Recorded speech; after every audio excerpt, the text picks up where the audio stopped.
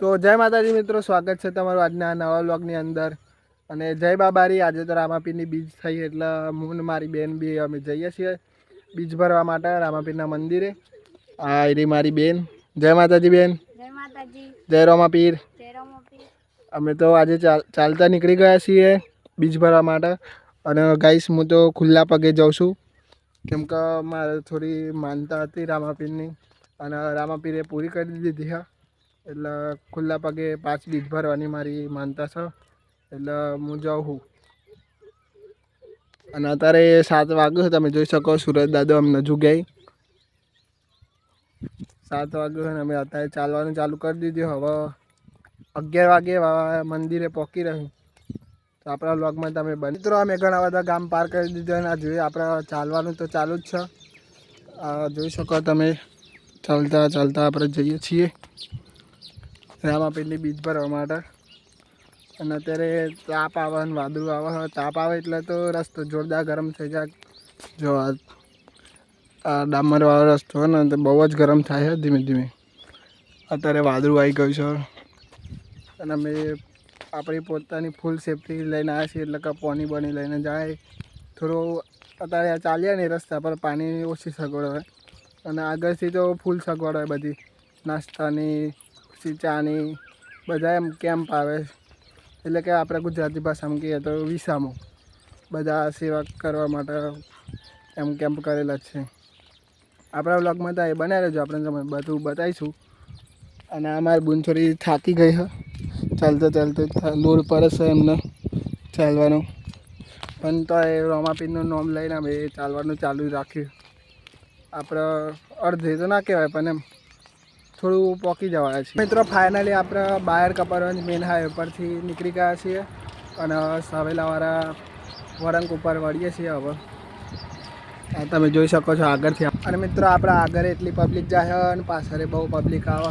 તમને જોવા બતાવું આગળ પબ્લિક આપણે ફૂલ જાય સવેલા રામાપીરના મંદિરે. અને પાછળ બધા નેજા લઈને બધા આવે છે.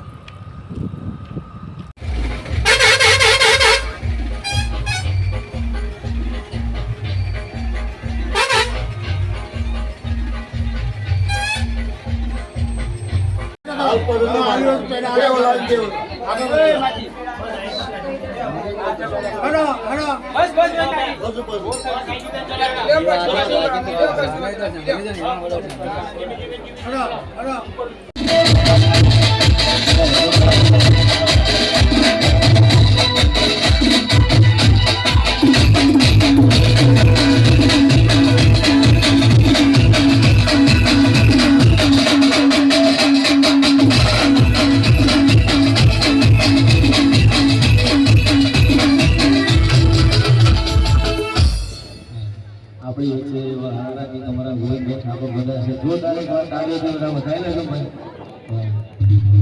અને સાથે અમારા સુનિલભાઈ ઠાકોર લોકો બધા મારા પરમ દીકરાઓ